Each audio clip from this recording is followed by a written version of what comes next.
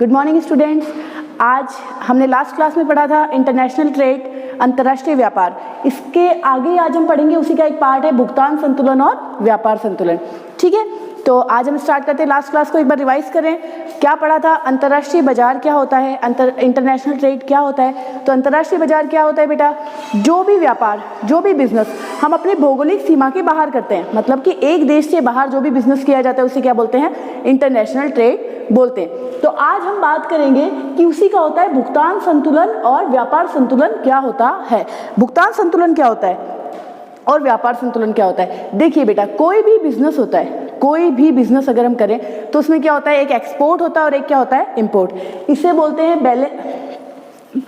BOP, balancing of figure payment, balancing of payment. Balance of payment क्या होता है और बैलेंसिंग ऑफ ट्रेड क्या होता है? BOT और BOP।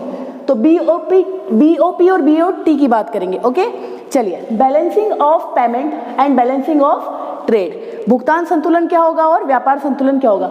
देखिए, जो व्यापार संतुलन है वो किसका भाग है? भुगतान संतुलन का है। अब आप बोलेंगे ये कैसा भाग है? देखिए बेटा, भुगतान संतुलन क्या होता है? जिसके अंदर आयात और निर्यात से संबंधित सभी क्रियाओं को शामिल किया जाता है। एक देश और दूसरे देश, विदेशों से जितने भी लेन देन किए जाते हैं उसे किसमें शामिल किया जाता है? भुगतान संतुलन में। विदेशों से जो भी लेन देन किए जाते हैं उसे किसमें शामिल करते हैं? भुगतान संतुलन में। और उसके बाद व्यापार संतुलन की बात आई तो व्यापार संतुलन जो होता है वो किसका भाग माना जाता है? भुगतान संतुलन का ही भाग माना जाता है। क्यों? क्योंकि जो व्यापार संतुलन है उसमें केवल किन मदों का व्यापार आता है? केवल दृश्य मदों के व्यापार को शामिल किया जाता है। दृश्य मदों के व्यापार को किसमें शामिल करते हैं हम? व्यापार संतुलन। और भुगतान संतुलन में दृश्य और अदृश्य दोनों ही मदों के व्यापार को शामिल किया जाता है। समझ आया बेटा? तो इसे हम पहले इसको क्लियर करते हैं और इसके बाद इसको क्लियर करते हैं। पहले अपन बात करते हैं व्यापार संतुलन की, कि व्यापार संतुलन क्या होता है। इसे हम शॉर्ट में लिखते हैं BOT, balance of trade. Balance of trade यह क्या होता है? भुगतान संतुलन का ही क्या होता है? एक अंश होता है। किसका पार्ट है? इसी का एक पार्ट है। किसका पार्ट है? व्यापार संतुलन किसका पार्ट है? भुगतान संतुलन का ही एक भाग होता है। तो फर्स्ट पॉइंट क्या लिखेंगे? यह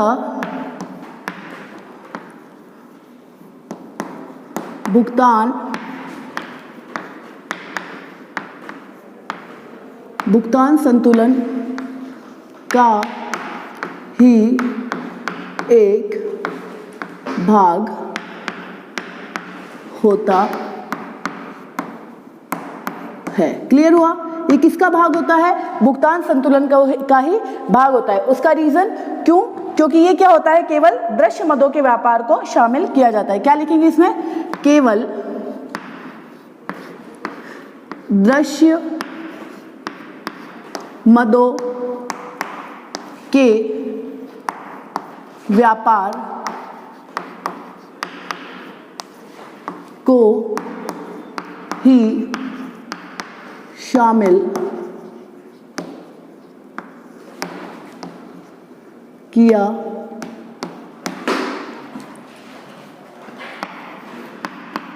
जाता है। समझ आया क्या? दृश्य मदें कौन सी होती है और अदृश्य मदें क्या होती है? अब ये डाउट होगा कि दृश्य मदें क्या होती हैं और अदृश्य मदें क्या होती है। दृश्य मदें बेटा वो होती हैं जिसे हम देख सकते हैं। दैट मीन्स वस्तु व्यापार। किसका व्यापार? वस्तु व्यापार। दृश्य मदों में किसको शामिल किया जाता है बेटा? दृश्य मदों में वस्तु के व्यापार को शामिल किया जाता है। वस्तु में कुछ भी हो सकती है। आप कोई भी वस्तु उत्पादित करते हैं, उसका आयात करते हैं, निर्यात करते हैं, क्रय करते हैं, परचेस करेंगे, सेल करेंगे, वो किसके अंदर आएगा? वस्तु व्यापार में। तो जो व्यापार संतुलन है, व्यापार संतुलन में क्या है कि यह भुगतान संतुलन का एक भाग है। क्यों? क्योंकि इसमें दृश्य और अदृश्य दोनों मदों को शामिल किया जाता है। इसमें केवल दृश्य मदों को ही शामिल किया जाता है। केवल दृश्य मदों के व्यापार को ही शामिल किया जाता है। दृश्य मदों के व्यापार को क्या कहते हैं? वस्तु व्यापार। क्लियर हो गया होगा? उसके बाद इसका लेखा जोखा बंदरगाहों पर होता है। थर्ड पॉइंट लिखते हैं, इसका लेखा कहाँ? बंदरगाहों पर होता है। क्लियर हुआ बेटा?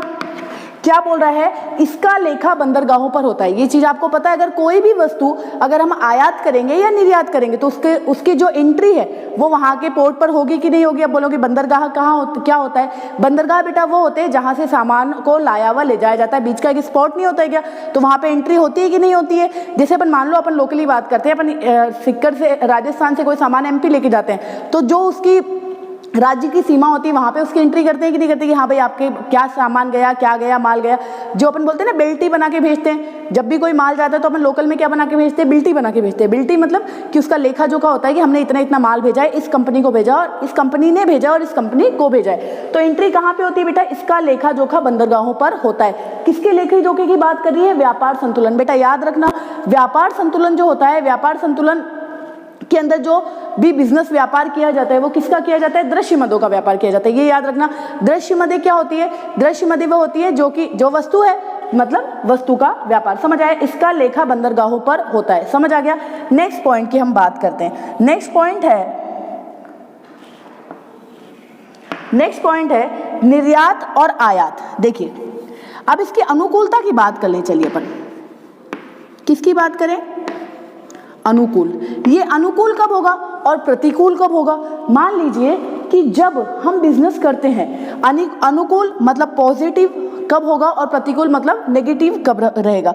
तो देखिए बेटा, अनुकूल तो कब होगा, जब हमारे निर्यात क्या होंगे, ज्यादा, और आयात क्या होंगे, कम। समझ आएगा, जब निर्यात ज्यादा होंगे और आयात कम होंगे, मतलब क्या होगा कि जब भी कोई देश अपने यहाँ से माल ज्यादा भेजता है और विदेशों से उसे कम माल मंगाने की आवश्यकता होती है, उस कंडीशन में क्या होता है कि जो भी व्यापार है वो क्या कहलाता है, अनुकूल। तो व्यापार संतुलन में अनुकूलता की स्थिति कब होगी, तो व्यापार संतुलन में अनुकूल तब होगा जब निर्यात तो होंगे ज्यादा और आयात होंगे कम। समझ आ रहा है बेटा। निर्यात क्या होता है, जब हम कोई भी वस्तु अपने देश से किसी अन्य देश को क्या करते हैं, भेजते हैं, तो हमें क्या होता है, विदेशी मुद्राएं प्राप्त होती है। और जब हम किसी देश से मंगाते हैं तो हमें क्या प्रॉफिट किसको हो रहा है, अन्य देश को हो रहा है। जब हम वहां से सामान मंगा रहे हैं, कोई वस्तु मंगा रहे हैं, तो जब हमारे देश को प्रॉफिट ज्यादा होगा, प्रॉफिट कब होगा, जब निर्यात ज्यादा होगा। समझ आ रहा है क्या, जब निर्यात ज्यादा होगा तो क्या होगा, प्रॉफिट होगा, और जब हम आयात ज्यादा करने लग जाएंगे तो क्या होगा, लॉस होगा। समझ आया बेटा। तो निर्यात और आयात वाली कंडीशन समझ आ गई कि अनुकूल स्थिति कब होगी, जब निर्यात ज्यादा होंगे और आयात कम होंगे। नेक्स्ट की बात करते हैं, ये हो गया अनुकूल। तो इसका अपोजिट की बात करें अपन कि प्रतिकूल कब होगा। भाई ऊपर लिख देती हूं बेटा मैं, डस्टर। इतना समझ आया होगा बेटा।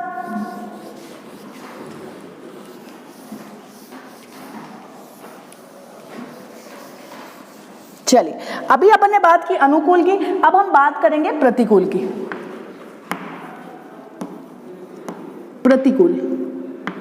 प्रतिकूल कब होगा, वो ऑब्वियस है, इसका अपोजिट कर दो। जब निर्यात क्या होंगे, कम होंगे, और आयात क्या होंगे, ज्यादा होंगे। समझ आया बेटा कि जब निर्यात तो होंगे कम और आयात क्या होगा, ज्यादा, उस कंडीशन में क्या होगा कि व्यापार की स्थिति क्या होगी बेटा, प्रतिकूल होगी। समझ आया। अभी तक हम किसकी बात कर रहे हैं, व्यापार संतुलन की। किसकी बात की हमने,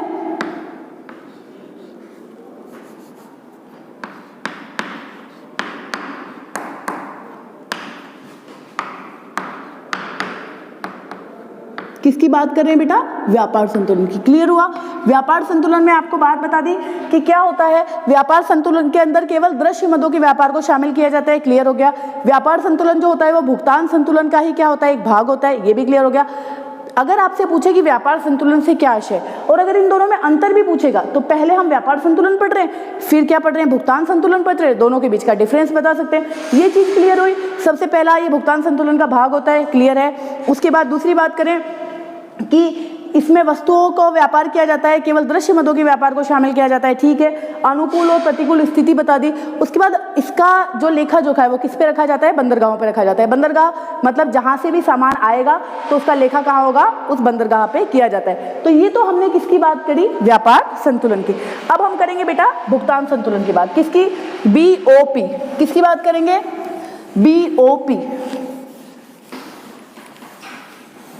बैलेंस ऑफ पेमेंट। किसकी बात कर रहे हैं, बैलेंस ऑफ पेमेंट की।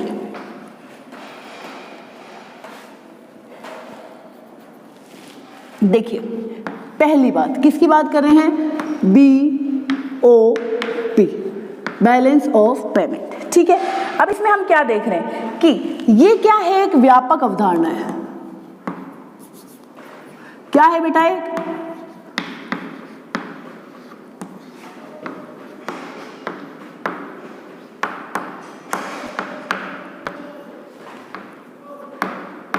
क्या है, ये एक व्यापक अवधारणा। अब आप बोलेंगे व्यापक क्यों है, ऑब्वियस है, जब इसके अंदर दृश्य मदे भी आती हैं और अदृश्य मदे भी आती हैं। अब एक नया नाम आ गया, अदृश्य मदे क्या होती है। दृश्य मदे तो समझ आया कि कोई वस्तुएं होती हैं, पर ये अदृश्य मदे क्या होती है, ऐसी कौन सी चीज है जो गायब हो जाती है। ऐसा नहीं है बेटा, बिजनेस जो होता है, जो व्यापार होता है, वो दो प्रकार का होता है। एक तो होता है दृश्य और एक होता है अदृश्य। दृश्य के अंदर तो आती हैं वस्तुएं, क्या आती है बेटा, वस्तुएं, और अदृश्य के अंदर आती हैं सेवाएं। अरे देश केवल वस्तुओं का ही व्यापार थोड़ी करता है, अरे अदृश्य वस्तुओं का भी व्यापार करता है, मतलब सेवाओं का भी तो व्यापार करता है। जैसे बैंकिंग सेवा है, इंश्योरेंस सेवा है, जितनी भी सेवाएं हैं वो कौन दे रहा है, यहाँ के देश वाले दूसरों को, और दूसरे देश वाले किसे दे रहे हैं, हमारे देश को। तो इसे क्या बोलते हैं, अदृश्य व्यापार। तो जिसके अंदर ये दोनों शामिल होंगे, जिसके अंदर ये दोनों शामिल होंगे, क्या वो व्यापक अवधारणा नहीं है, बिल्कुल है। क्योंकि जो हमने पहले पढ़ा व्यापार संतुलन, उसमें केवल दृश्य मदे शामिल है। क्या शामिल है, दृश्य, और जिसमें दृश्य भी शामिल है और अदृश्य भी शामिल है, दैट मीन्स वो क्या है, एक व्यापक अवधारणा है। समझ आ गया बेटा। अगर आपसे पूछे दृश्य मदों का व्यापार क्या होता है, तो दृश्य मदों के व्यापार से ऐसे वस्तुओं का व्यापार होता है, वस्तुओं के व्यापार को का लेखा जोखा बंदरगाहों पे किया जाता है, और इसका क्षेत्र क्या होता है, सीमित होता है। अब हम बात करें अदृश्य मदों का व्यापार, तो जहां पर दृश्य और अदृश्य हो, वो कौन सी अवधारणा, BOP, बैलेंसिंग ऑफ पेमेंट, मतलब भुगतान संतुलन। और जहां पर केवल दृश्य मदों का व्यापार हो, उसे क्या कहेंगे हम, BOT, बैलेंसिंग ऑफ ट्रेड। समझ आ गया बेटा। तो दृश्य और अदृश्य मदों का दोनों का व्यापार हो रहा है, इसलिए क्या है, ये एक व्यापक अवधारणा है। दूसरा पॉइंट देखिए,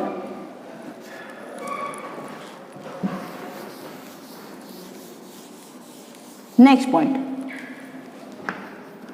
BOP की बात कर रहे हैं। इसमें समस्त प्रकार के लेन देन शामिल किए जाते हैं। अब आप बोलोगे समस्त प्रकार के लेन देन वाला क्या दिक्कत है। देखिए, मतलब कि वस्तुएं भी आती हैं, मतलब दृश्य,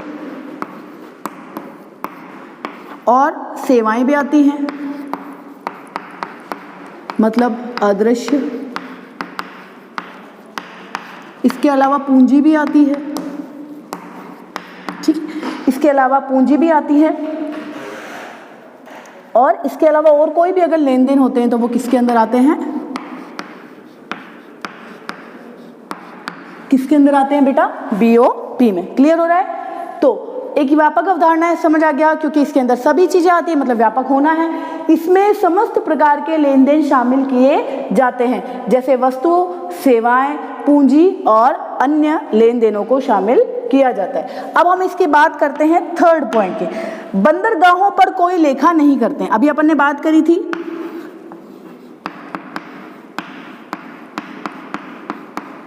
बंदरगाहों पर कोई लेखा